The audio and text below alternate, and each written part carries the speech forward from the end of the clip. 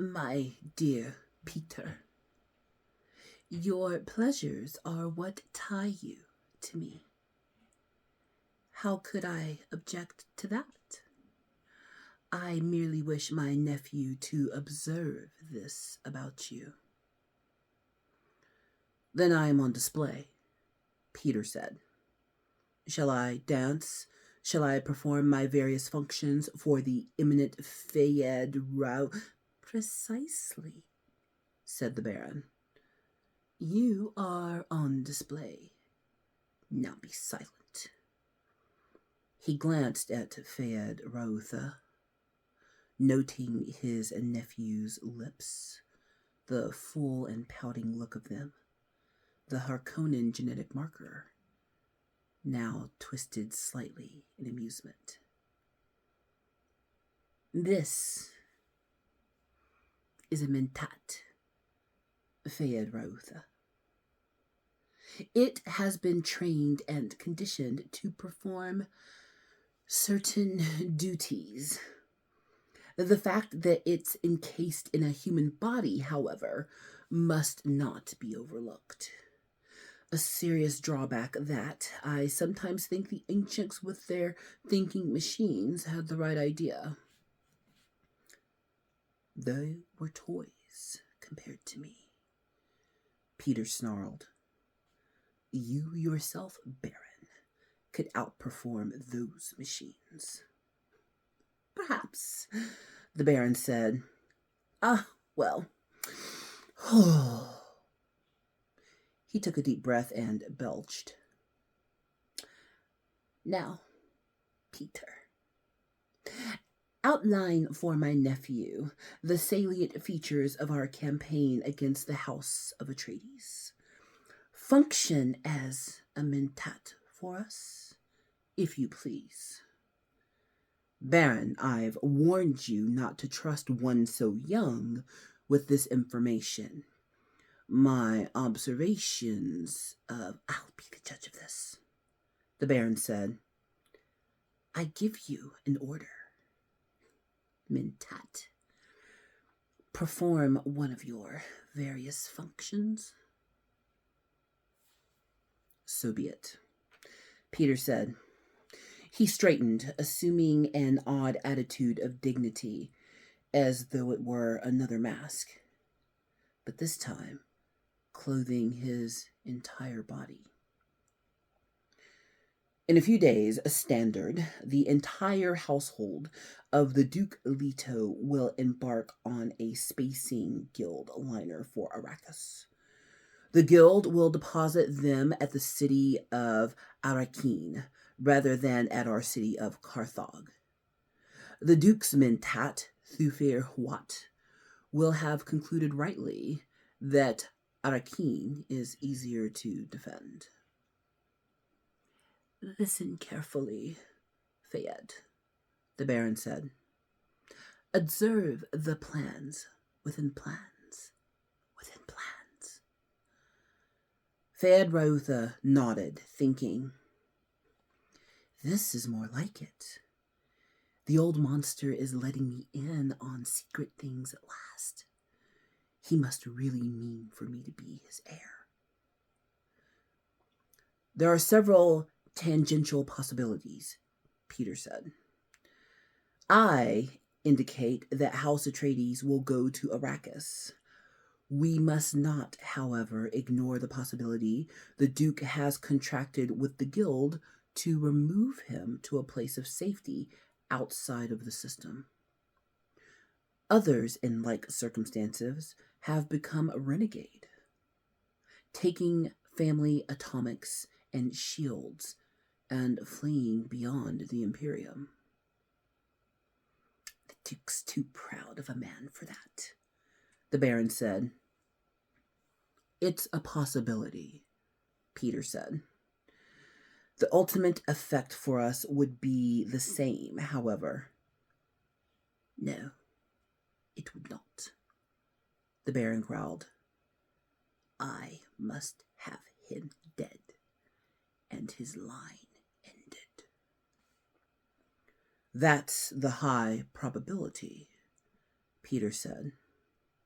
There are certain preparations that indicate when a house is going renegade. The Duke appears to be doing none of these things. So, the Baron sighed. Get on with it, Peter.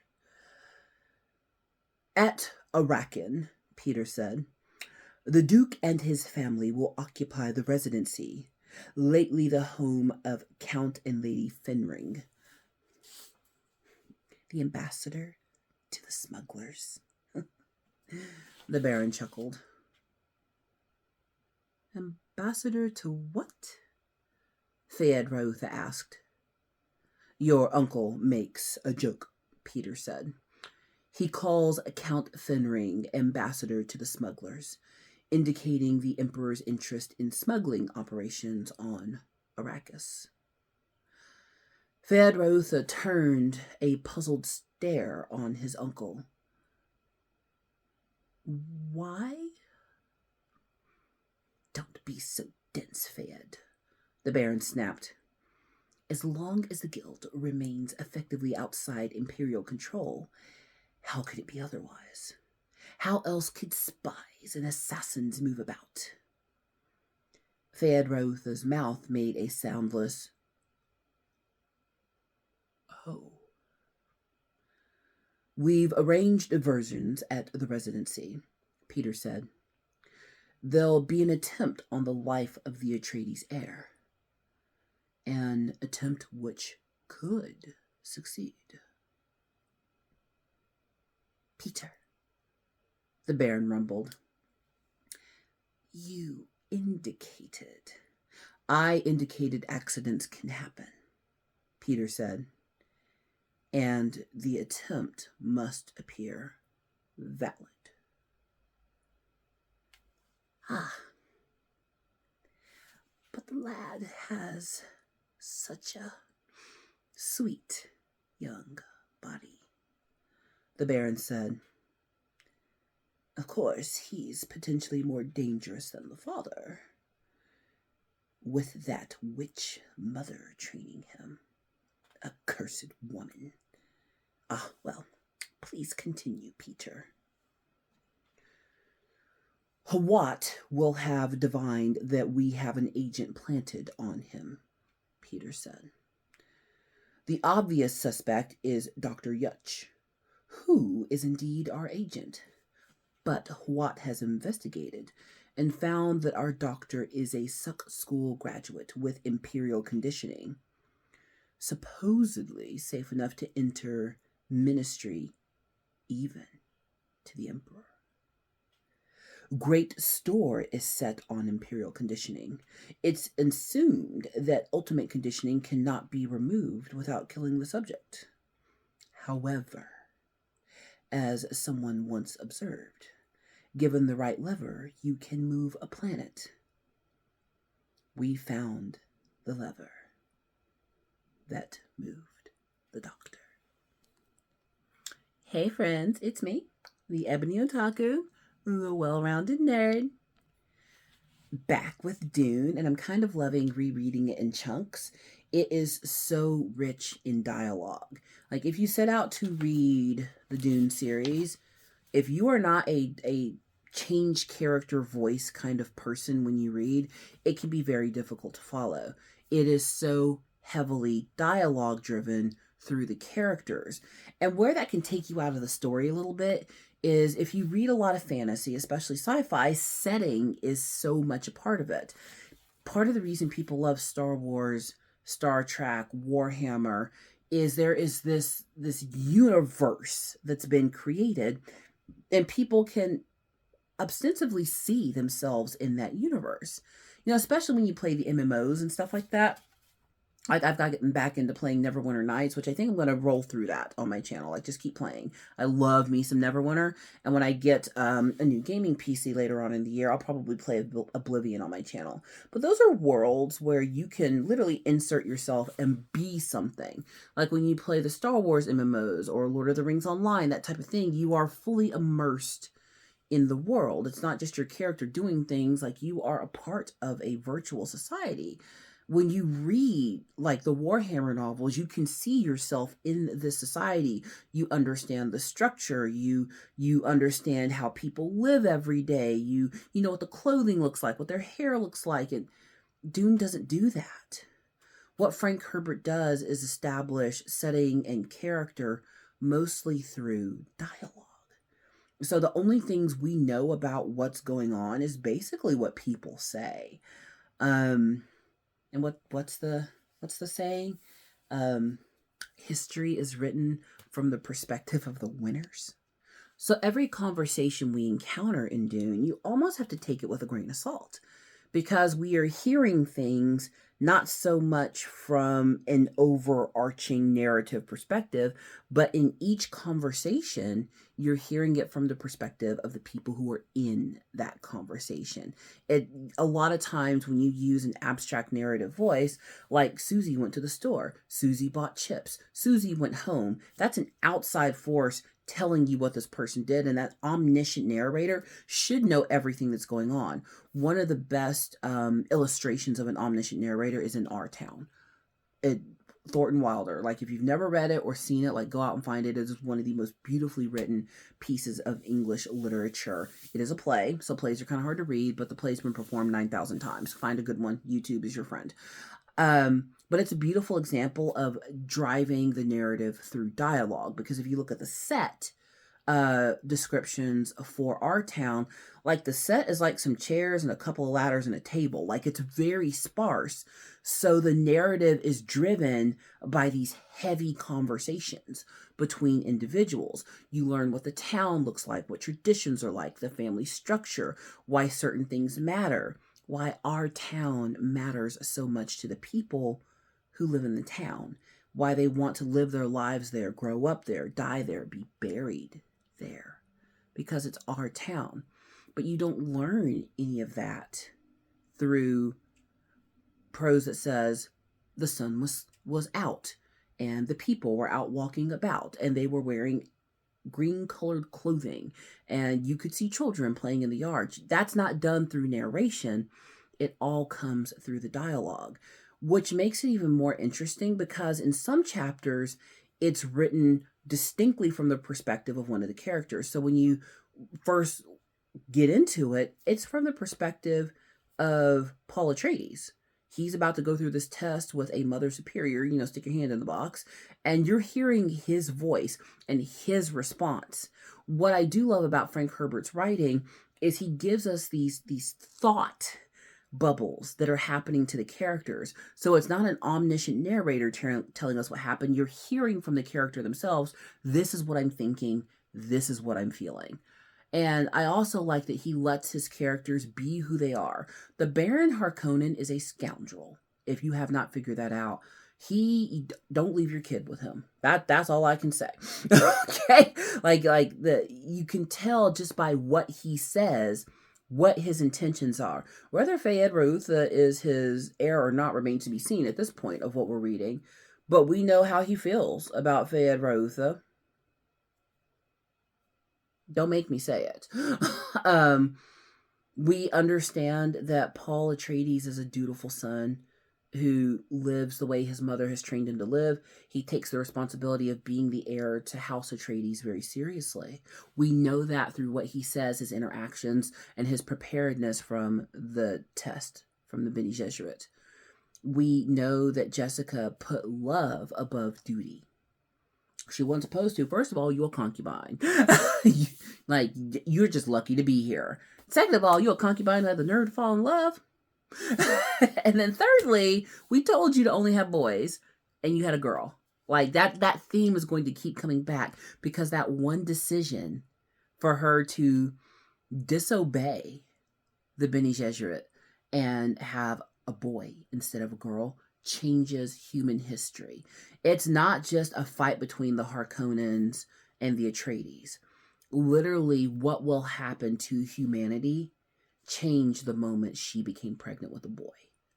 And that boy lived because she wasn't supposed to. Because her grandchild will be the one to usher in a new era for humanity.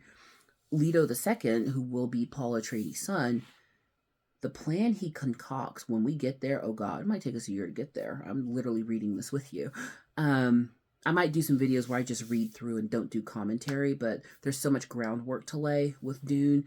I want to make sure people really understand where we are and who we're talking about before I just read without, any type of commentary. But I've started from the beginning and I'm just reading through, and I'm doing that with The Hobbit. I have not abandoned that. I'm just reading it through, no commentary.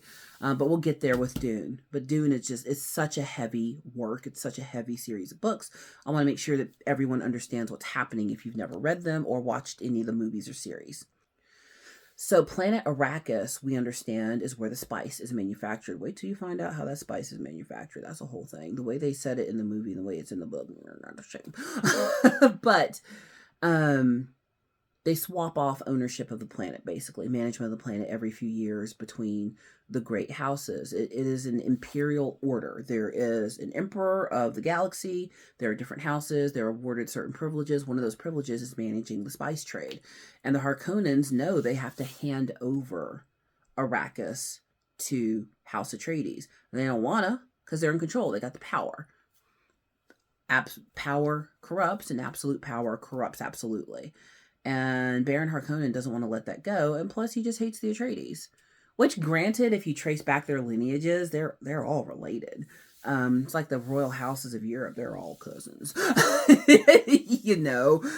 don't look too deep into it. They start freaking out. That Habsburg jaw, you don't know about that, go look it up. But yeah, same thing going on out here in space. And it becomes dangerous for the next generation. Nothing of what's happening is Paul's fault. And that's what you have to remember. Nothing that's happening is Fayed Rautha's fault.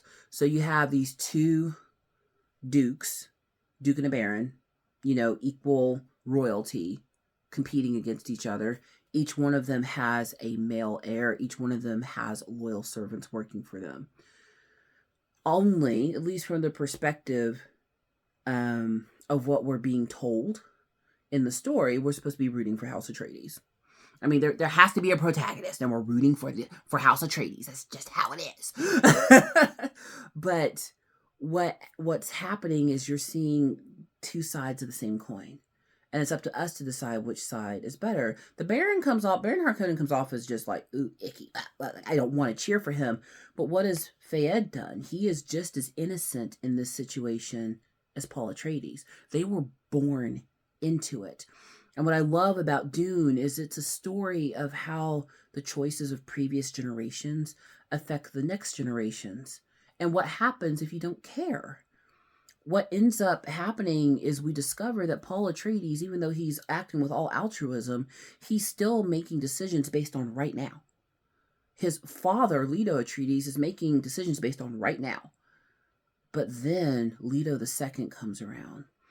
And he has the long view for humanity and sets in motion a multi-millennia plan to set humanity free from the enslavement that the Imperium has imposed on it.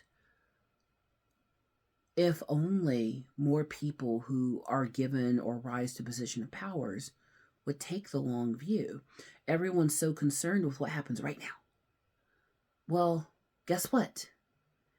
There's more than right now that's going to be happening in the world. The children that are alive today are one day going to be adults and running things. Are we preparing them for that? There comes a point, like once you pass like 25 and you realize the world doesn't care about you as much as it used to because you're not young anymore, it hurts. Look at me, it hurts when the world quits caring. Because it's like, wait a minute, back when I was 22, I was young, up and coming, everybody wanted to invest all this time in me, I was great. And now that I'm 30, it's like, well, you're old, we're tired of thinking about you. I wish we wouldn't do that.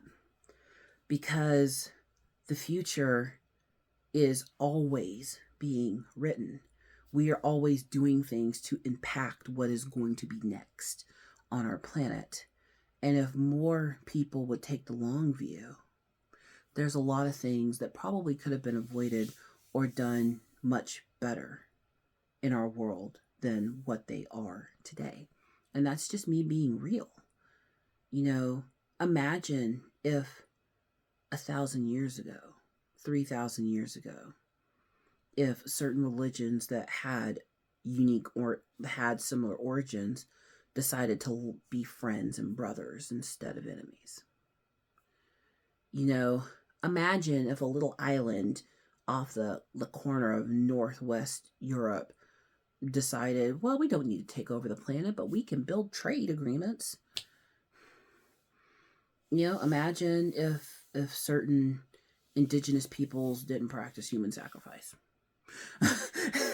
you know, uh, Imagine if world leaders took into account the world they're going to leave for the next generation, and is it a world that they want to live in?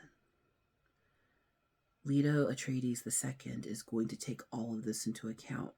He's going to put aside enjoyment of right now and building his security for the moment he's in, and choose to take the long view and secure the world for all of the generations to come.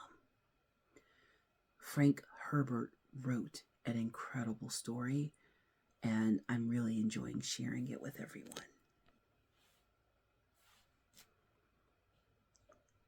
How? Feyd-Rautha asked. He found this a fascinating subject. Everyone knew you couldn't subvert imperial conditioning. Another time, the Baron said. Continue, Peter. In place of Yue, Peter said, we'll drag a most interesting suspect across Hawath's path. The very audacity of this suspect will recommend her to Hawath's attention. Her? Feyd-Rautha asked. The Lady Jessica herself, the Baron said. Is it not sublime? Peter asked. Hawath's mind will be so filled with this prospect, it'll impair his function as a mentat. He may even try to kill her. Peter frowned. But I don't think he'll be able to carry it off. You don't want him to, huh? The Baron asked. Don't distract me, Peter said. While Hawath's occupied with Lady Jessica, we'll divert him further with uprisings in a few garrison towns and the like. These will be put down. The Duke must never believe he's gaining a measure of security. Then, when the moment's ripe, we'll signal Yue to move in with our major force. Go ahead. Tell him all of it, the Baron said. We'll move in strengthened by 2 legions of Sardaukar disguised as Harkonnen livery. Sardaukar? Feyd-Rautha breathed. His mind focused on the dread Imperial troops, the killers without mercy, the soldier fanatics of the Padishah Emperor. You see how I trust you, Feyd, the Baron said. No hint of this must ever reach another great house. Else the Landsraad might unite against the Imperial House, and there to be chaos. The main point, Peter said, is this. The House Harkonnen is being used to do the Imperial dirty work. We've gained a true advantage. It's a dangerous advantage, to be sure, but if used cautiously, will bring House Harkonnen greater wealth than any of the other houses in the Imperium. You have no idea how much wealth is involved, Feyd, the Baron said. Not in your wildest imaginings. To begin, we'll have an irrevocable directorship in the Comb Company. Feyd-Rautha nodded. Wealth was the thing. Coam was the key to wealth, each noble house dipping from the company's coffers whatever it could under the power of the directorships. Those Coam directorships, they were the real evidence of political power in the Imperium, passing with the shifts of voting strength within the Landsraad as it balanced itself against the Emperor and his supporters. The Duke Leto, Peter said, may attempt to flee to the new Fremen scum along the desert's edge, or he may try to send his family into that imagined security. But that path is blocked by one of His Majesty's agents, the planetary ecologist. You may remember him. Kynes.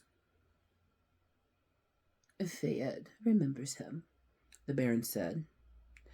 Get on with it. You do not drool very prettily, Baron, Peter said. Get on with it. I command you, the Baron roared. Peter shrugged.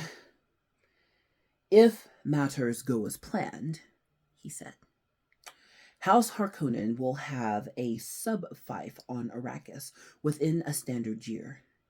Your uncle will have dispensation of that fief. His own personal agent will rule on Arrakis. More profits, Feyd-Rautha said. Indeed, the Baron said, and he thought, it's only just. We're the ones who tamed Arrakis. Except for the few mongrel Fremen hiding in the skirts of the desert, and some tame smugglers bound to the planet almost as tightly as the native labor pool. And the great houses will know that the Baron has destroyed the Atreides, Peter said. They will know. They will know, the Baron breathed. Loveliest of all, Peter said, is that the Duke will know too. He knows now. He can already feel the trap. It's true, the Duke knows, the Baron said, and his voice held a note of sadness. He could not help but know. More's the pity. The Baron moved out and away from the globe of Arrakis. As he emerged from the shadows, his figure took on dimension, grossly and immensely fat, and with subtle bulges beneath folds of his dark robes to reveal that all his fat was sustained partly by a portable suspensor harness to his flesh. He might weigh 200 standard kilos in actuality, but his feet would carry no more than 50 of them. I'm hungry, the Baron rumbled, and he rubbed his protruding lips with a beringed hand and stared down at Feyd-Rautha through fat-enfolded eyes. Send for food, my darling. We will eat before we retire. That Baron. The next chapter completely changes voices again, and that keeps it interesting. I do like the changing of voice. The first time I went through Dune, it kind of threw me. I was like, where are we? Who are we talking about? Because it just starts in a new voice. But once you go through it once, read it again. You can always read a book over. There are some books that I've probably read more times than I can count. But it's because every time you read them, you see, you feel, you experience something different. And that's what makes reading so great. So please like, comment, and subscribe. I'm going to continue doing, I'll pick up The Hobbit again eventually. The Hobbit's not a big book. So if I wanted to, I could just do one long recording and do the whole thing. But where's the fun in that? Homegirl needs content. So, all right, friends, as usual, I will see you in the next one.